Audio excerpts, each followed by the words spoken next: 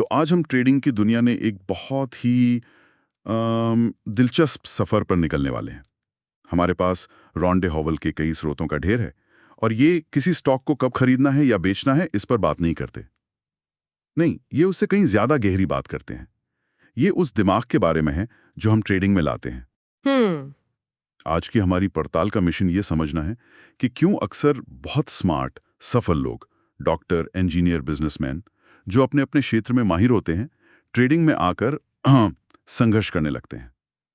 ऐसा क्या है जो स्क्रीन पर असली पैसा दांव पर लगते ही बदल जाता है? और यही सबसे दिलचस्प सवाल है ना? ये स्रोत बताते हैं कि समस्या रणनीति या इंटेलिजेंस में है ही नहीं।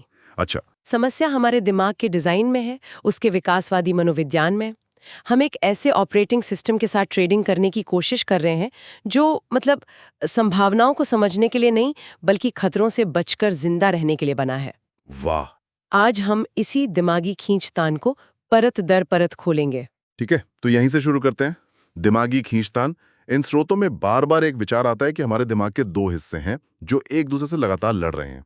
एक है हमारा सोचने समझने वाला तर्कसंगत दिमाग, जिसे ये थिंकिंग ब्रेन कहते हैं, और दूसरा है हमारा भावनात्मक, जिसे इन्होंने एक मजेदार नाम दिया है केवमैन ब्रेन या आदिमानव का दिमाग। बिल्कुल, ये केवमैन ब्रेन असल में हमारा लिम्बिक सिस्टम है। ये लाखों सालों में विकसित हुआ है और इसका सिर्फ एक ही मकसद है, हमें किसी भी कीमत पर जिंदा रखना। किसी भी कीमत पर। हाँ, ये खतरे को तुरंत पहचानता है और प्रतिक्रिया करता है। समस्या ये है कि इस दिमाग के लिए पैसे का जोखिम और जान का जोखिम दोनों एक बराबर है।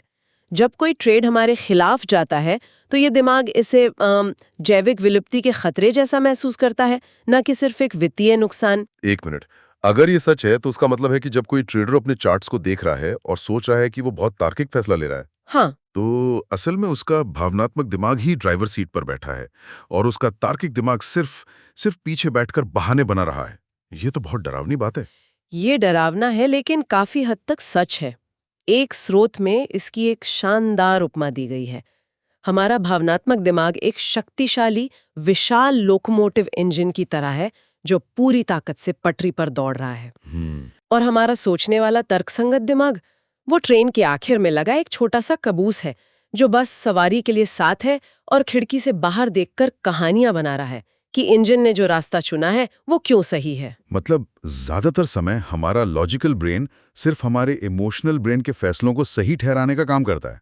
बिल्कुल, और ये सिर्फ कहने की बात नहीं है, इसका वैज्ञानिक आधार भी है। अच्छा, वो क्या है? आंकड़े चौंकाने वाले हैं। न्यूरोबायोलॉजी के हिसाब से जब हमारा दिमाग कोई खतरा महसूस करता है, जैसे ट्रेड में अचानक बड़ा नुकसान, तो भावनात्मक दिमाग यानी एमिगडाला सिर्फ 0.003 सेकंड में प्रतिक्रिया करता है। 0.003 सेकंड? हाँ, जबकि उस जानकारी को हमारे सोचने वाले दिमाग यानी प्री फ्रंटल कॉर्टेक्स तक पहुंचने में कम से कम 0.25 सेकंड लगते हैं। बाप रे। तब तक तो खेल हो चुका होता है। उस चौथाई सेकंड में भावनात्मक दिमाग पहले ही शरीर में डर या लालच का केमिकल कॉकटेल छोड़ चुका होता है।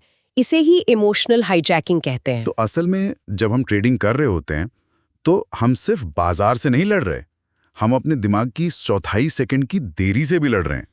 तो ये हाईजैकिंग, ये असल में ट्रेडिंग के दौरान दिखती कैसे हैं? कुछ उदाहरण हैं इन स्रोतों में? बहुत सारे और बहुत सटीक उदाहरण है। सोचिए, एक ट्रेड आपके खिलाफ जाने लगता है। आपका थिंकिंग ब्रेन कह रहा है प्लान के हिसाब से स्टॉप लॉस पर निकलो। हाँ, जो कि सही फैसला है। सही फैसला है, लेकिन केवमैन ब्रेन को लगता है कि एक सेबर टूथ टाइगर हमला कर रहा है। वो इसे पैसे का नुकसान नहीं बल्कि जान का खतरा देखता है। और उसकी प्रतिक्रिया क्या होती है? लड़ो, भागो या जम जाओ, फ्रीज। आएगा, वो जम गए, या फिर वो और पैसा लगाकर एवरेज करने लगते हैं। वो लड़ रहे हैं, वो अपनी जान बचाने की कोशिश कर रहे हैं, न कि सिर्फ पैसे। सही पकड़ा। और इसका उल्टा भी उतना ही खतरनाक है। जब कोई ट्रेड बहुत अच्छा चलता है तो डोपामाइन का नशा होता है। एक स्रोत ने इसकी तुलना कोकीन सूंघने से की है। अच्छा। आपको लगता है कि आप अजेय हैं, आप बाजार के बादशाह हैं। इस यूफोरिया में आप उन सारे नियमों को तोड़ देते हैं जिन्होंने आपको पहले सफल बनाया था। आप जरूरत से ज्यादा बड़ा ट्रेड ले लेते हैं या बिना सोचे समझे किसी दूसरे ट्रेड में कूद जाते हैं। और फिर वो FOMO, fear of missing out, कोई स्टॉक तेजी से ऊपर जा रहा है और आपको लगता है कि आप पीछे छूट गए। ये भी तो वही आदिमानव वाला डर है। हाँ, कि कबीले के बाकी लोग शिकार पर निकल गए और आप भूखे रह जाएंगे।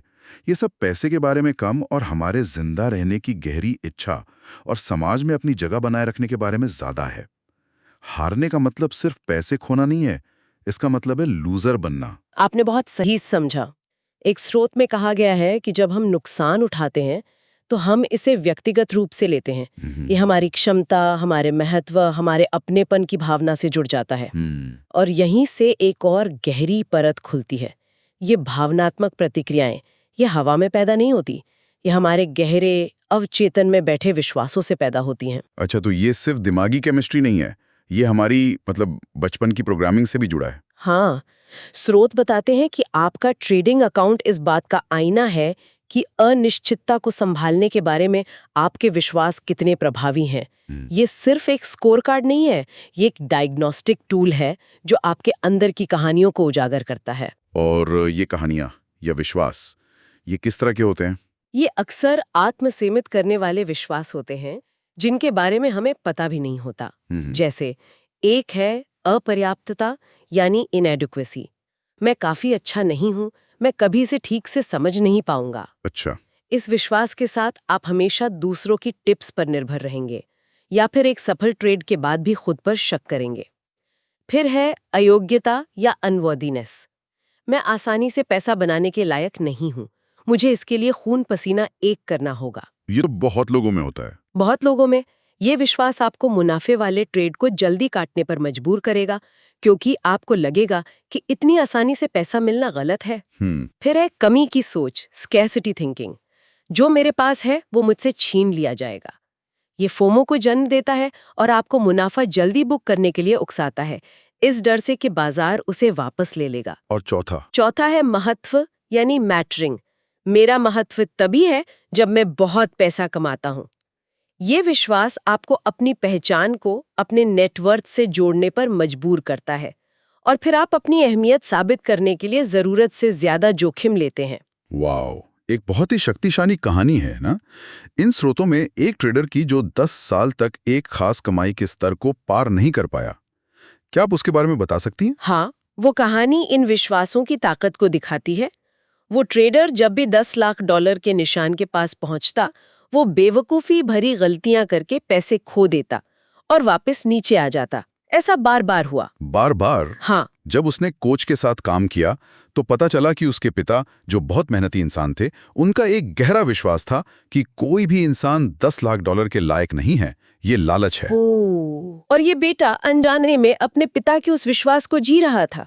उसका अवचेतन मन उसे उस वित्तीय सीमा के पार जाने से रोक रहा था जिसे उसके परिवार ने नैतिक रूप से सही माना था। बाप रे! तो क्या आप ये कह रही हैं कि मेरा सबसे बड़ा दुश्मन बाजार या कोई बड़ा ऑपरेटर नहीं, बल्कि मेरे दिमाग में बैठे मेरे पिता या मेरे बचपन के अनुभव हो सकते हैं?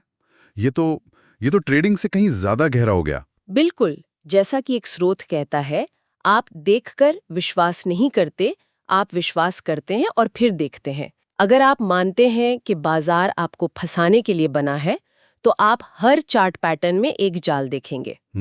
अगर आप मानते हैं कि आप सफलता के लायक नहीं हैं, तो आप अनजाने में खुद को ही नाकाम करने के रास्ते खोज लेंगे। ये सब सुनने के बाद तो ऐसा लगता है कि हम अपने दिमाग के गुलाम हैं। ये जानना थोड़ा निराशाजनक है। क्या इन स्रोतों में इस चक्र को तोड़ने का कोई रास्ता बताया गया है? क्या कोई उम्मीद है? उम्मीद है और रास्ता भी है, लेकिन ये सिर्फ पॉजिटिव सोचो जैसा आसान नहीं है। ये एक व्यवस्थित प्रक्रिया है जिसकी शुरुआत शारीरिक स्तर पर होती है, मानसिक स्तर पर नहीं। शारीरिक स्तर पर? हाँ, पहला कदम है इमोशनल रेगुलेशन, यानी भावनात्मक तूफान को शारीरिक रूप से बाधित करना। और ये कैसे किया जाता है? इसका सबसे शक्तिशाली तरीका है डायाफ्रामिक श्वास या गहरी पेट से सांस लेना। स्रोत बताते हैं कि डर और गुस्सा डायाफ्रामिक श्वास के साथ एक साथ मौजूद नहीं रह सकते। ये शारीरिक रूप से असंभव है। अच्छा। जब आप गहरी सांस लेते हैं तो आप अपने नर्वस सिस्टम को सब ठीक है का सिग्नल भेजते हैं और उस केमिकल कॉकटेल को हाईजैक करने से रोकते हैं। ये सिर्फ शांत हो जाओ कहने से कहीं ज्यादा है। ये सचमुच शरीर की केमिस्ट्री को बदल रहा है। लेकिन ये सुनने में तो अच्छा लगता है, पर असल में जब पैसा दांव पे लगा हो और स्क्रीन लाल हो रही हो, तब डायाफ्रामिक श्वास कौन याद रखता है? क्या ये वाकई में काम करता है? आपका सवाल बिल्कुल जायज है। शुरुआत में ये मुश्किल लगता है, इसीलिए इसे प्रैक्टिस करना पड़ता है जब आप ट्रेडिंग नहीं कर रहे होते। इसे एक आदत बनाना पड़ता है। मतलब पहले से तैयारी। हाँ, जब ये आदत बन जाती है तो तनाव के क्षण में यह एक स्वचालित प्रतिक्रिया बन जाती है। इसके बाद दूसरा कदम आता है माइंडफुलनेस, यानी अपने भीतर के ऑब्जर्वर को जगाना। ऑब्जर्वर, इसका क्या मतलब है? इसका मतलब है अपने विचारों और भावनाओं से खुद को अलग करने की क्षमता विकसित करना। यह समझना कि आप अपने विचार नहीं हैं, विचार तो बस बादल की तरह आते जाते रहते हैं। जब आप अपने डर वाले विचार को देख सकते हैं, अरे देखो ये मैं बर्बाद हो जाऊंगा वाला विचार फिर से आ गया, बिना उससे जुड़े या उस पर प्रतिक्रिया किए, तो आप नियंत्रण वापस लेना शुरू कर देते हैं। आप अपने दिमाग के डिजाइनर बन जाते हैं, न कि उसके द्वारा बनाए गए एक उत्पाद। बिल्कुल। ठीक है, तो पहले सांस से शरीर को काबू करो, फिर माइंडफुलनेस से विचारों को देखो, और फिर आता है सबसे बड़ा कदम, दिमाग की एक नई कमेटी बनाना। ये सिर्फ बुरी आदतों को रोकने के बारे में नहीं है, बल्कि सक्रिय रूप से नई क्षमताओं का निर्माण करने के बारे में है। ये बहुत शक्तिशाली लगता है। हाँ, और ये महारत का रास्ता है। स्रोत इन्हें आर्केटाइप कहते हैं। ये शक्तिशाली भावनात्मक कार्यक्रम हैं जो हम सभी में मौजूद हैं, लेकिन सोए हुए हैं। हमें इन्हें जगाना है। अच्छा, कौन कौन से हैं ये? ये 4 मुख्य आर्केटाइप हैं। पहला है द रूलर। ये आपके अंदर का अनुशासन है, दबाव में व्यवस्था बनाए रखने की क्षमता। ये वो हिस्सा है जो आपके बनाए गए नियमों का पालन करता है, तब भी जब डर चीख रहा हो कि इस बार अलग है। तो रूलर वो है जो कहता है नहीं, स्टॉप लॉस यहीं रहेगा, चाहे कुछ भी हो जाए। बिल्कुल। दूसरा है द वॉरियर। ये साहस है, ये अपने डर का सामना करने की हिम्मत है, न कि उससे भागने की।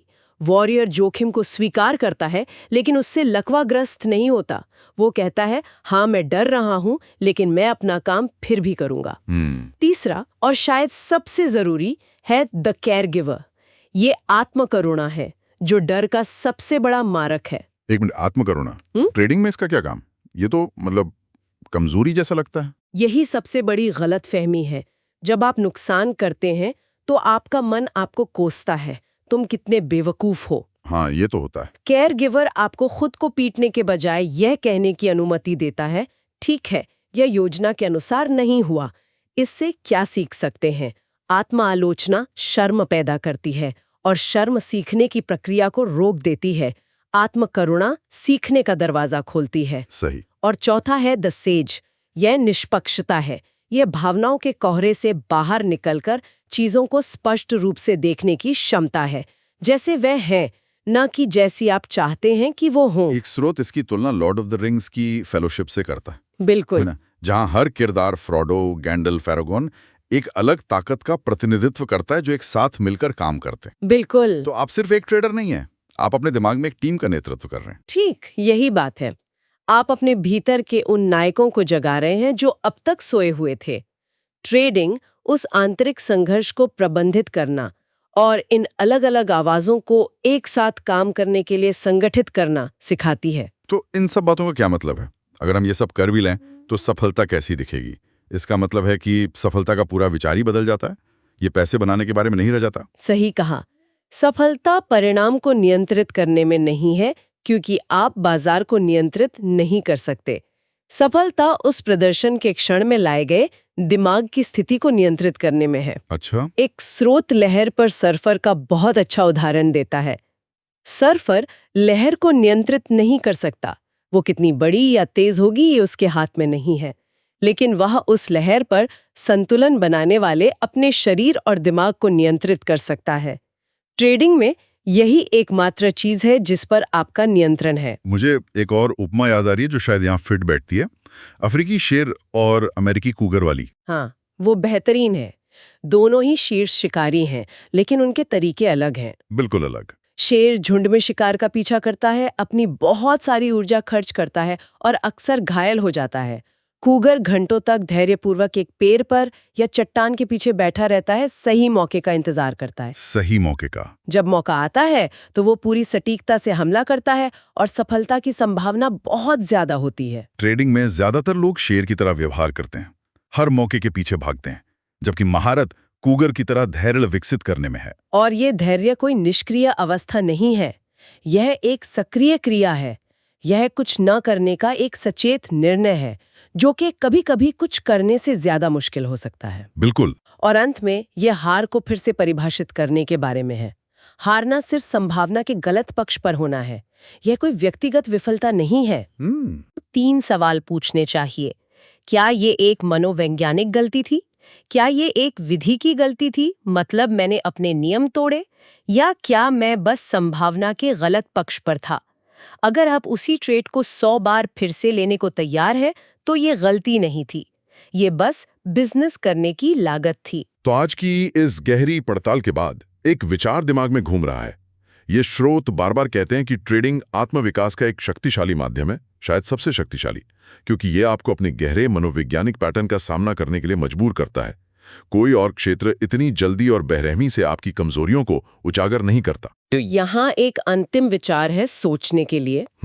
अगर ट्रेडिंग सीखने की प्रक्रिया वास्तव में किसी व्यक्ति को अनिश्चितता, डर और असफलता पर रिएक्ट करने के तरीके को पूरी तरह से बदलने के लिए मजबूर करती है, तो ये पुनः प्रशिक्षित दिमाग जीवन के और किन क्षेत्रों में मौलिक रूप से परिवर्तन ला सकता है? व्यापार में, रिश्तों में, स्वास्थ्य से जुड़े फैसलों में? शायद असली मुनाफा सिर्फ मौद्रिक ना हो। असली मुनाफा वो इंसान बनना है जो आप इस प्रक्रिया में बन जाते हैं। बिल्कुल।